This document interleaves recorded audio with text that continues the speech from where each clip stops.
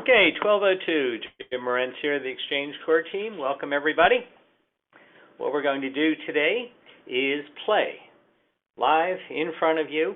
We're going to see a few things about essential elements of information, going to create some, and show you how easy it is to use XchangeCore as the means to create the systematic catalog of essential information.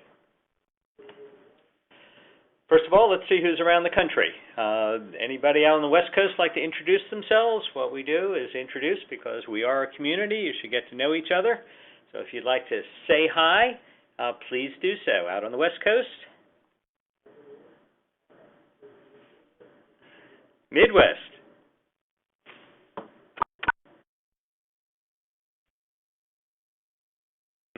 East Coast. Got a lot of you on the line. Michael Alford and Josh Klein at SRA. Oh, welcome.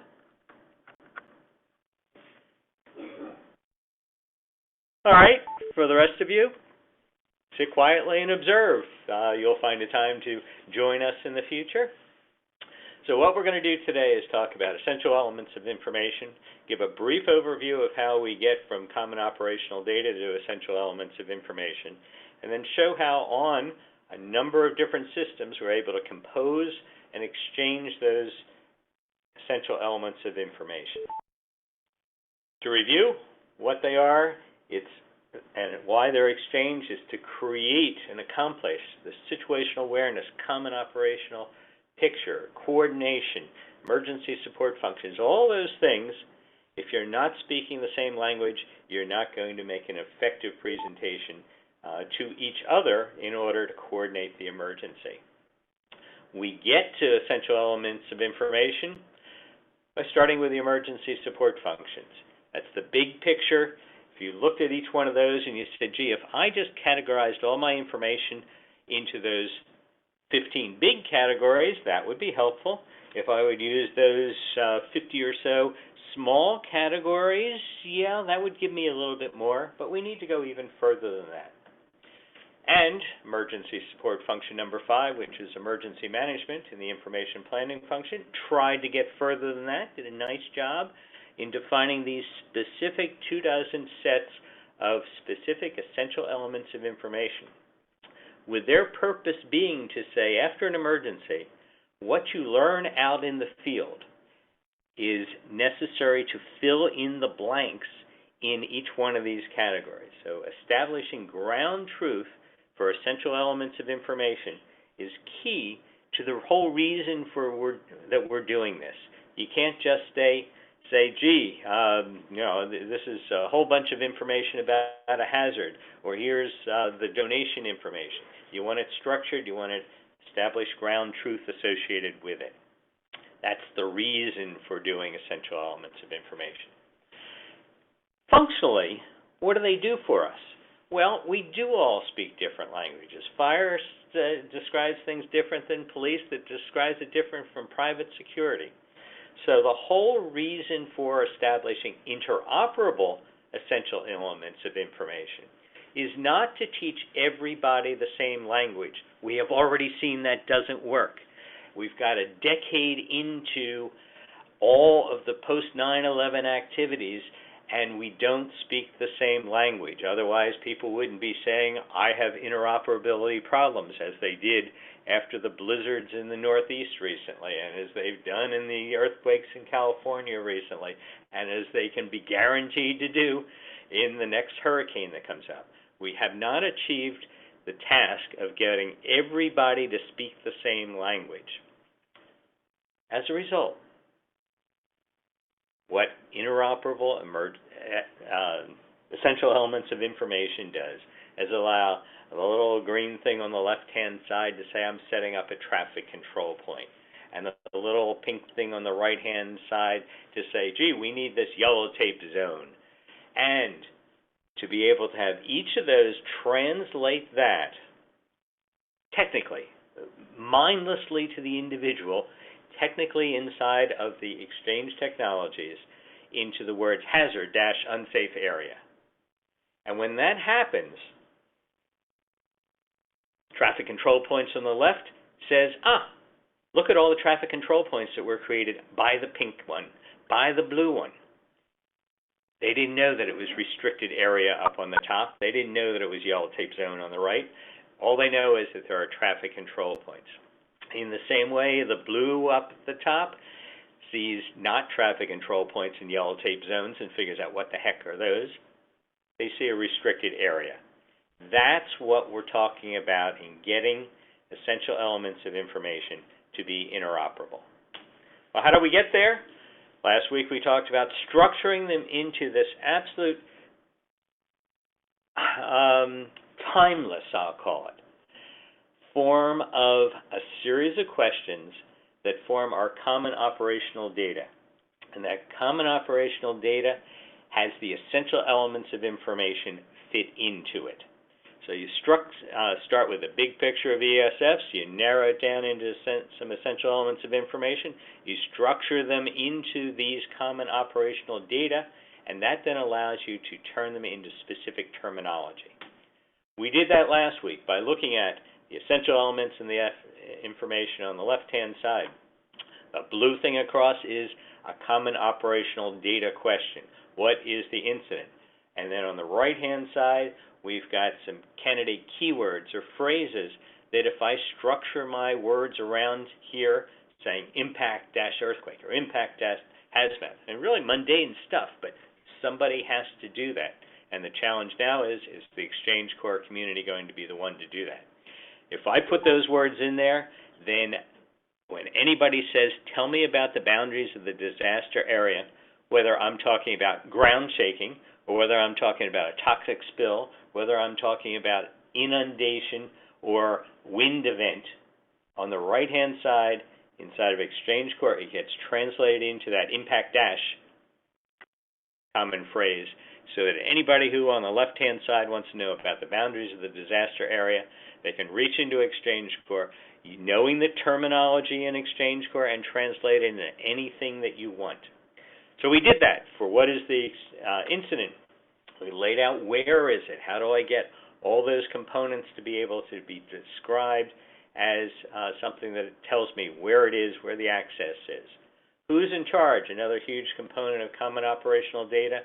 The EEIs fall into that, as you see in the red on the left-hand side, and we built structures, candidate structures, out on the right-hand side.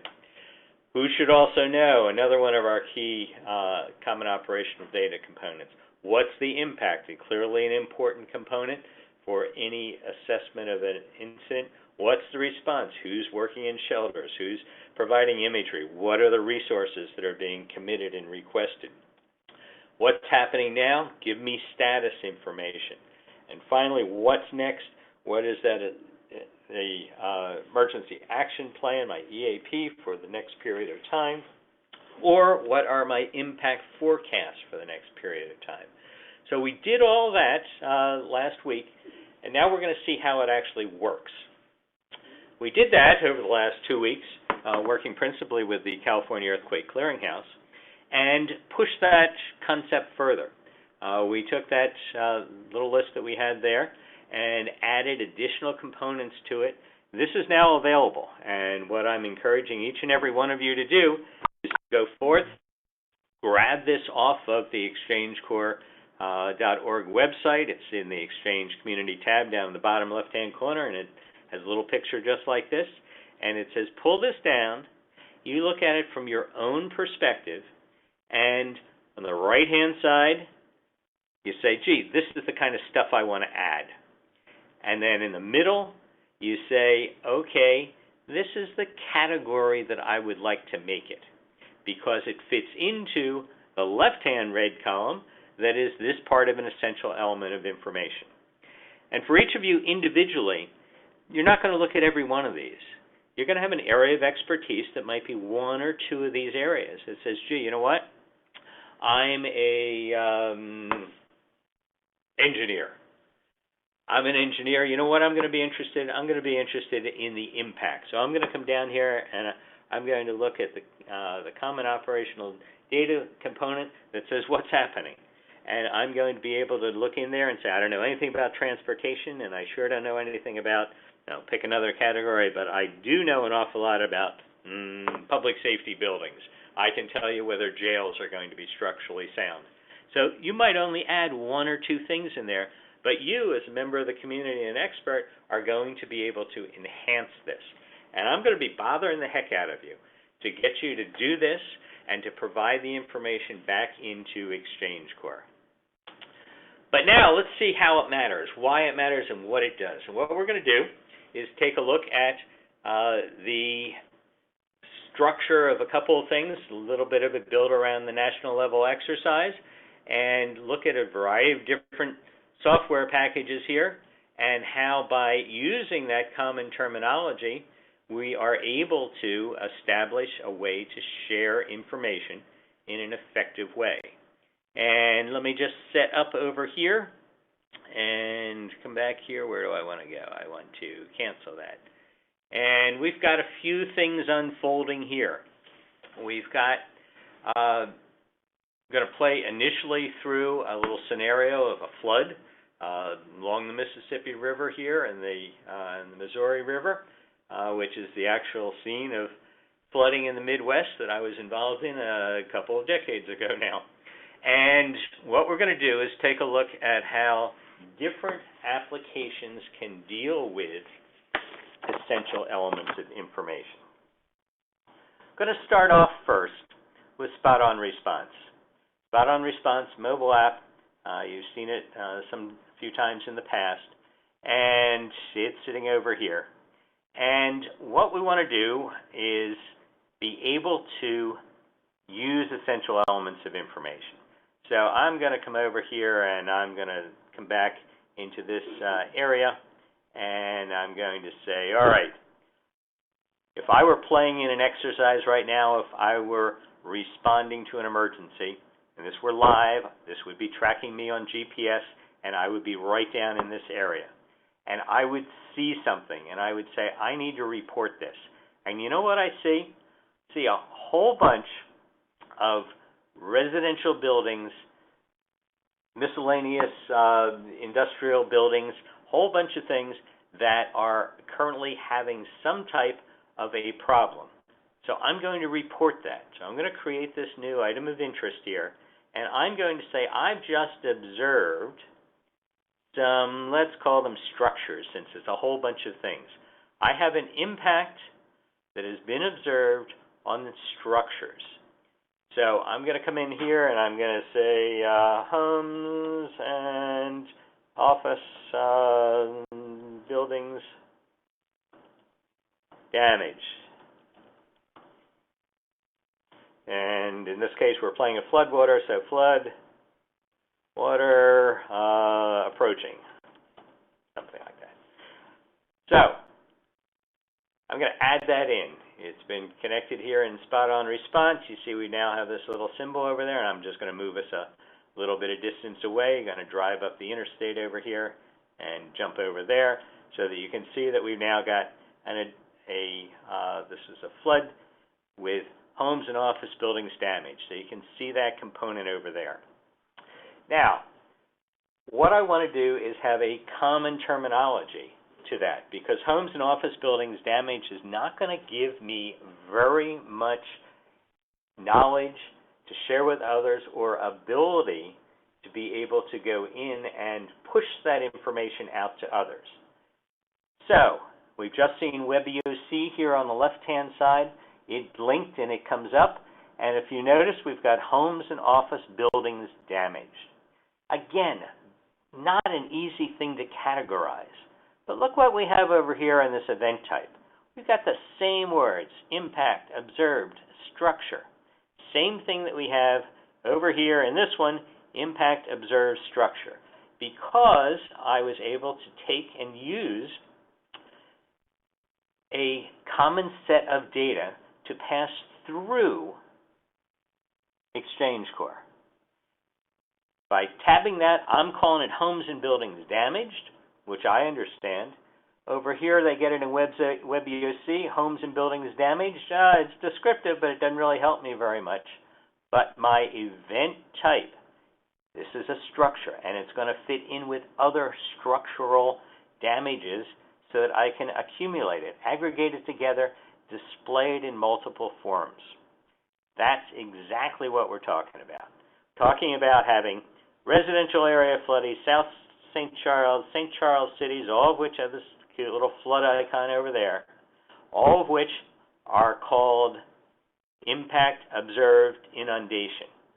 Those are the words that get shared through XchangeCore, and if you note back here in WebUC, I've got South St. Charles. That doesn't even describe anything to me. What am I, a tour guide over here? Residential flooding, that's more helpful. But I now know that in this category, right in there, I've got impact observed inundation that is exactly descriptive, and I know where I'm going to put that in my essential elements of information. I'm going to bring that right back into that set of impact categories that can go and support the first one that we saw, the area where the emergency is, the boundaries of the disaster, I think it was called. It can support the one that says, what are the losses associated with this? And I am going to be able to structure those and pass them around.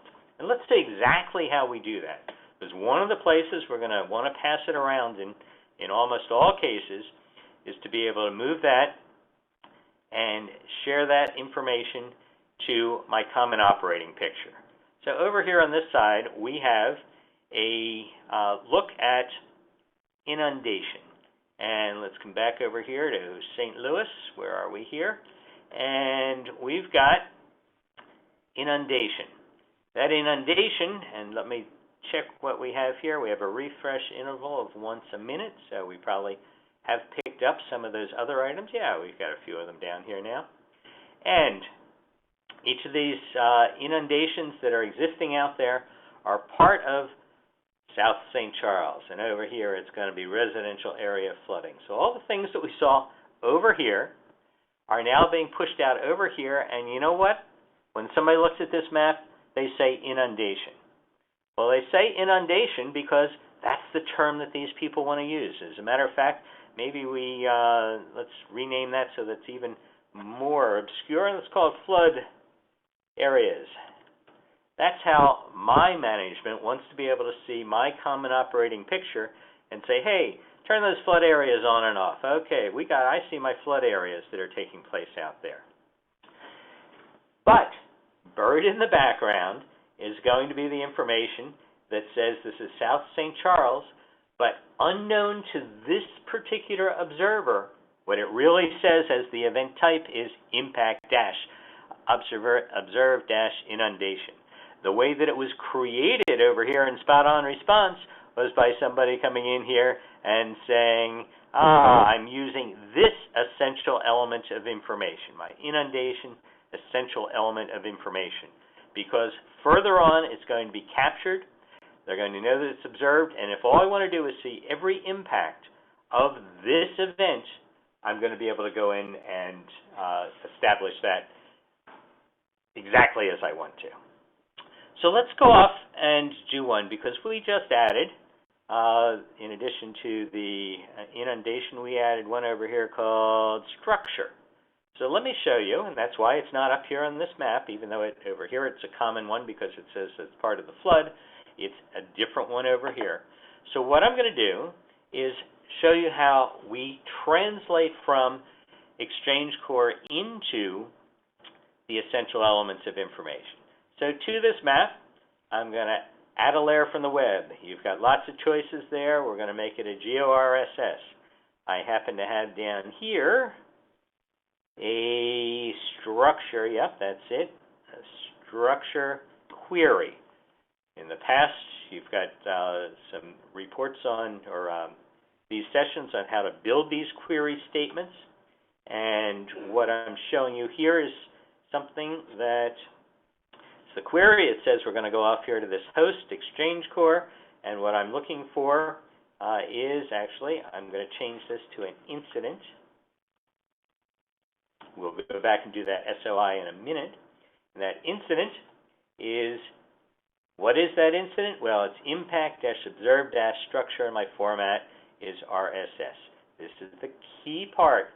This says, hey, what is my translation word?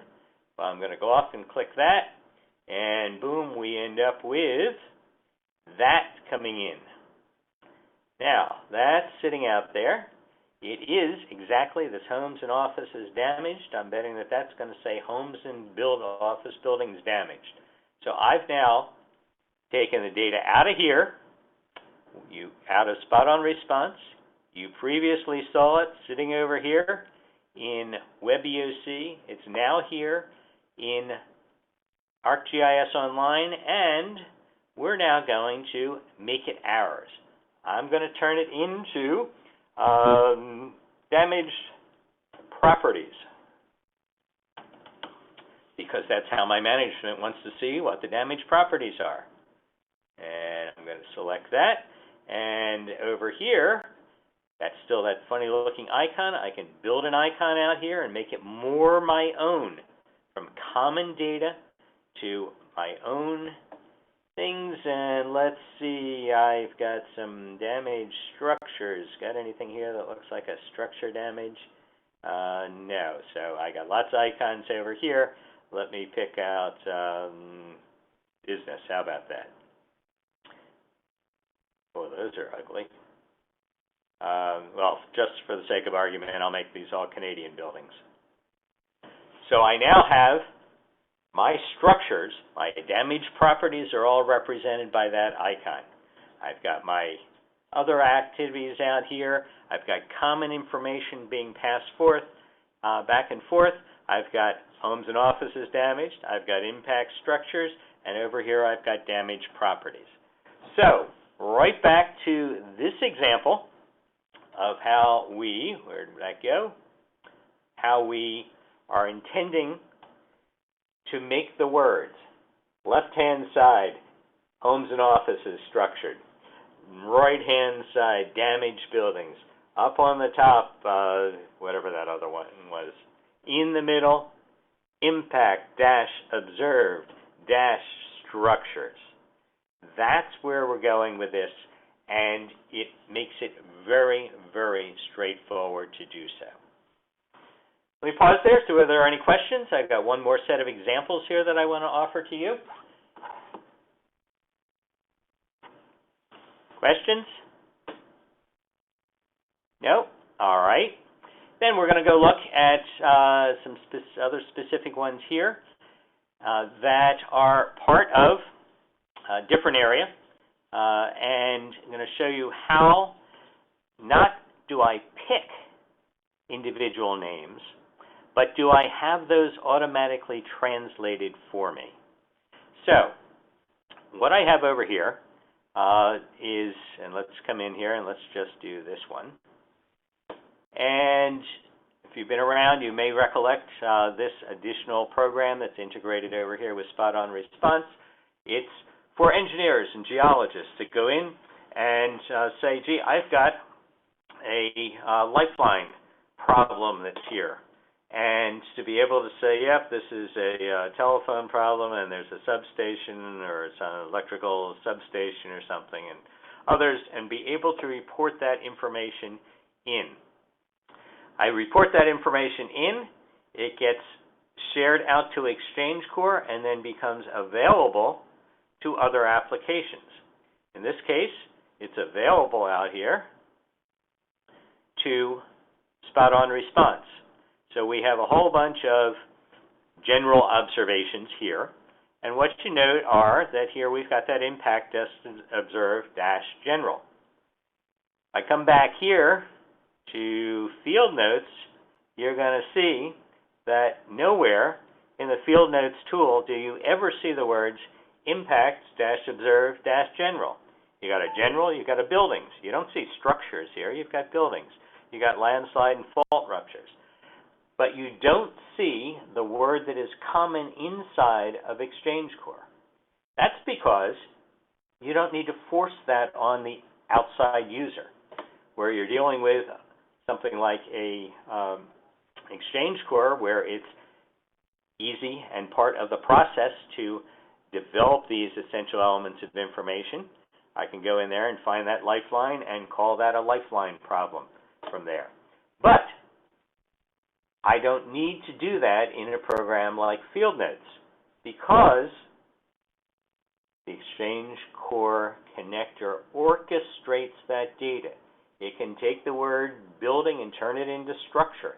It creates a common phraseology inside of XchangeCore. And let me show you exactly how that's going. Over here, we've got general instructions there, and we got some landslide stuff going on. And over here, let me turn these off. Over here, let me turn those on. And I think I have to go back here. It doesn't know where those are. Come back here to, there we go. Come back here to California where that earthquake occurred. And what we're going to find is items like this. Impact observed general. There's more detail somewhere in there. And we have some more there. Yeah, there's some more. Not sure why the other specific information isn't coming in there. But you're seeing the data move. This data coming back in, getting pushed over there. Now I've got a whole bunch of things that say landslides over here. Even though the specific information about this alluvium soil fill don't take place right now, or is part of the details associated with it. So, if we want to create that and bring those additional elements in here, I can come down here, and what were we looking, what was that one? That was landslide. All right, let's come in here, grab this structure right there. Going to do exactly what we did a second ago and show you that we're going to come in this quickly, RSS feed there, and what I'm going to do is edit this to say landslide.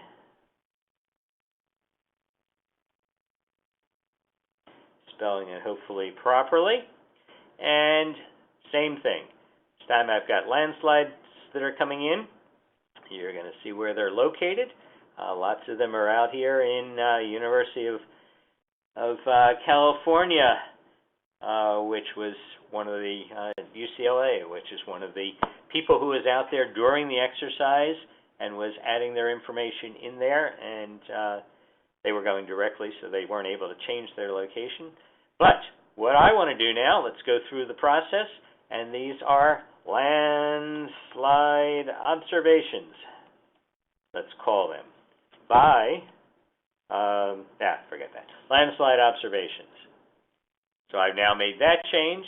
I'm going to come up here, and I'm going to change my style, go in here to the symbols, pick my disasters, and this time I'm going to have a dark blue earthquake icon so that I distinguish between observations and non-observations, and suddenly I now have a whole new category of things. It started out over here in field notes as being, what were those, landslides, went into XchangeCore and became impact-observed-landslide, and show up over here as landslide observations.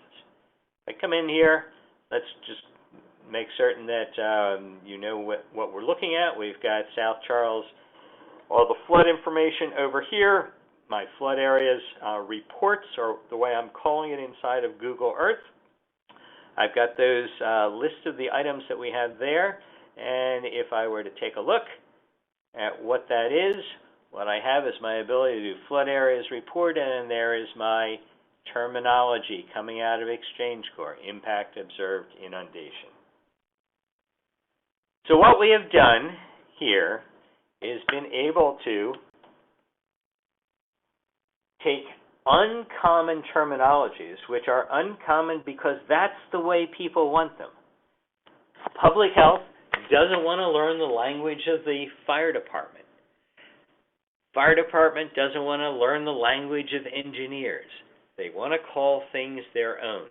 And yet you need a common exchange place, someplace where the data is orchestrated as part of the innate sharing of that information, which is the what only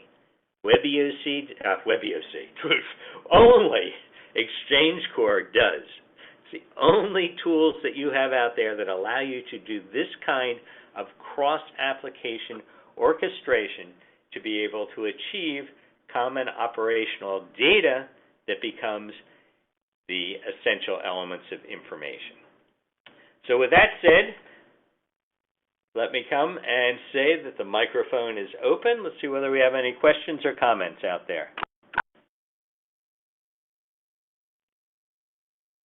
Jim? Yes, if you could speak a little louder. Yeah, well, okay, wait a second. This is Michael. We talked years ago about this stuff, and what I want to know is how is this all pre-programmed into XchangeCore? It seems like the metadata crosswalk is pre-programmed in there. It's not happening on the fly. I just don't understand how this works. No, it happens in the connection between XchangeCore and the outside world. So there is, as you saw in each one of these, there is a, well, tell you what, do I have? Yes, I have an XchangeCore sitting up here. So I've got, let me refresh that. I've got an event descriptor, I think is the phrase here. Let's go in and take a look at these.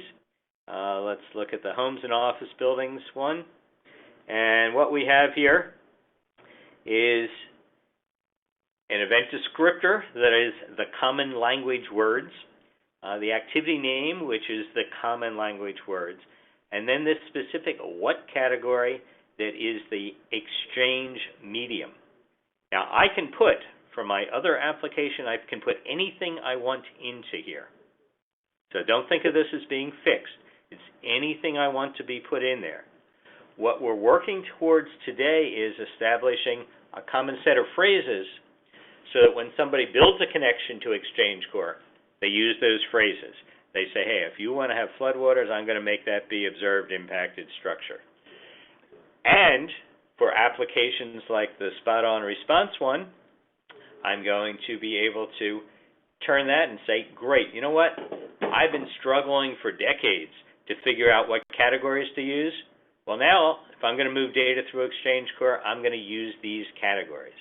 Same way with WebEOC, wherever that went. If I come in here and add an event, you're going to see a lot of different terminology. Where is that accent? A lot of different terminology, but here are two that are common terminology.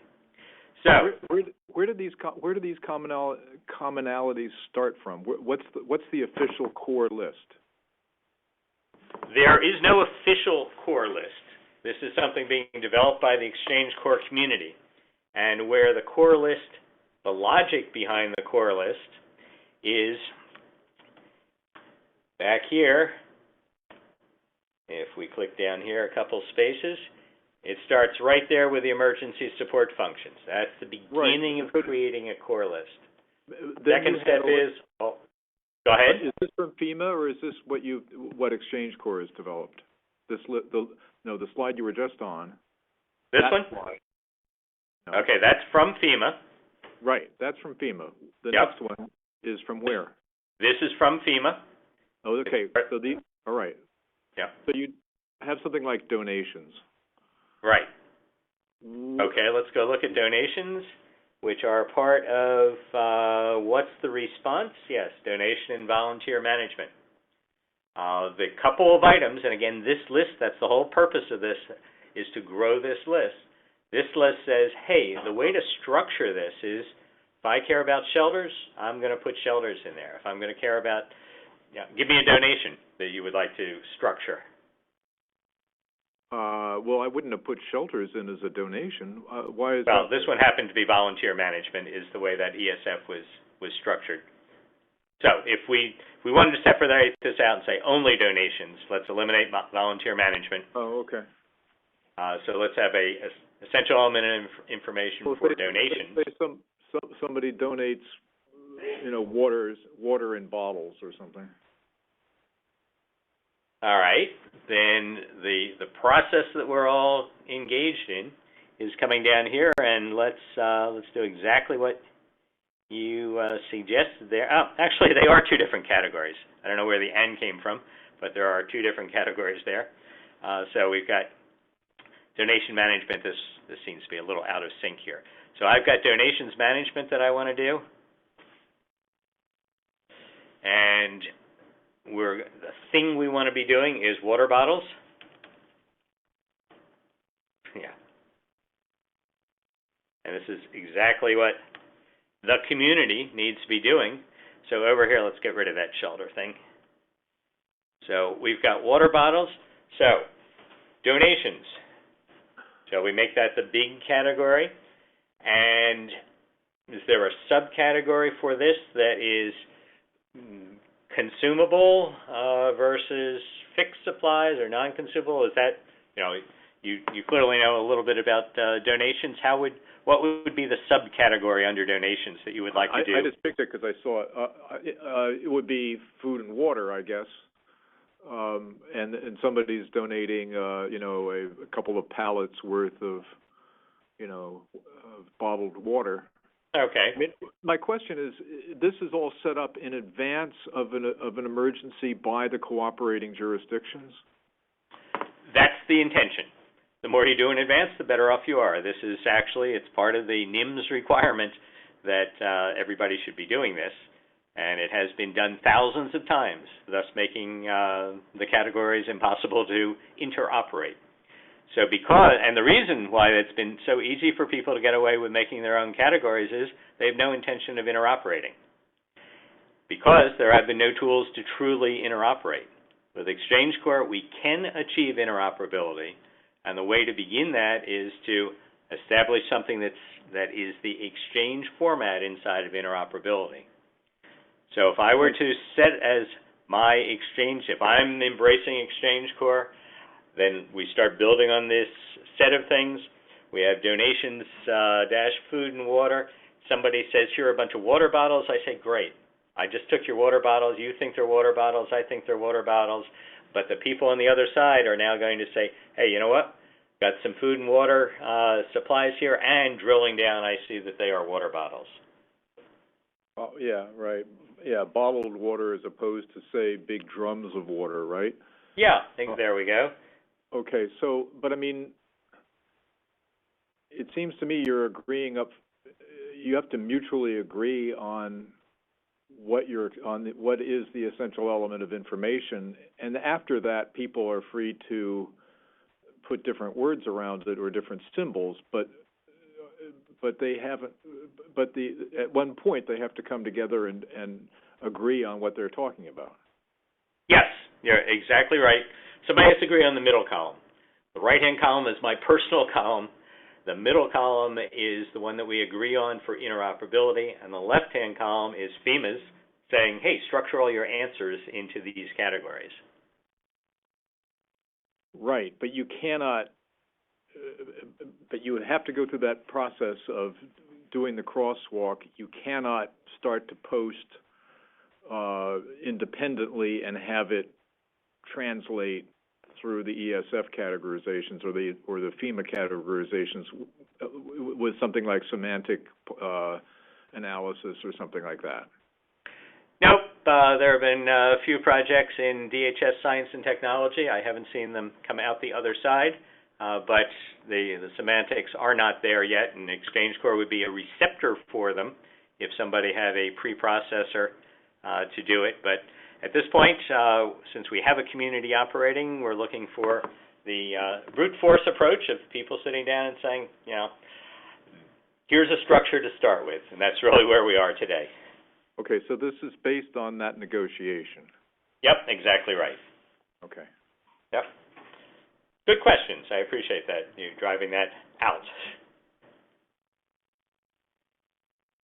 Other questions, comments, thoughts?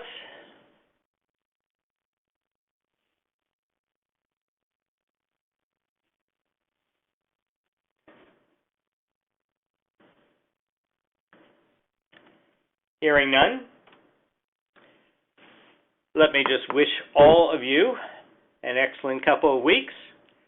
Go into XchangeCore, the Community tab, pull down that spreadsheet, and let's get some interaction going on in this, because we've been talking about it for a decade, and doesn't have to be the right stake in the ground, but it has to be a stake in the ground that people can begin using. And where this particular stake is going is into National Level Exercise 2014. The categories that are evolving right now are for that effort, and headed by the California Earthquake Clearinghouse. And at the conclusion of that, in May, there's going to be a pretty good set of information here. Now, they're not working all ESFs in this exercise, but certainly those that they are working, it's going to be a pretty good set for us to come back to, and it will begin to be, call it, published on the XchangeCore website for people to be able to pull it down, apply it, edit it, and pass back, as we do with everything in XchangeCore. It's a community. And, just in the same way that all the code for XchangeCore is available for all the adapters and everything else that move the data back and forth, so is this terminology. And we don't want to be inventing this. If somebody comes in and says, oh, gee, you missed this particular document, it was published 7 years ago, and everybody is now using it, love to do it, because we don't want to be a standard-setting group.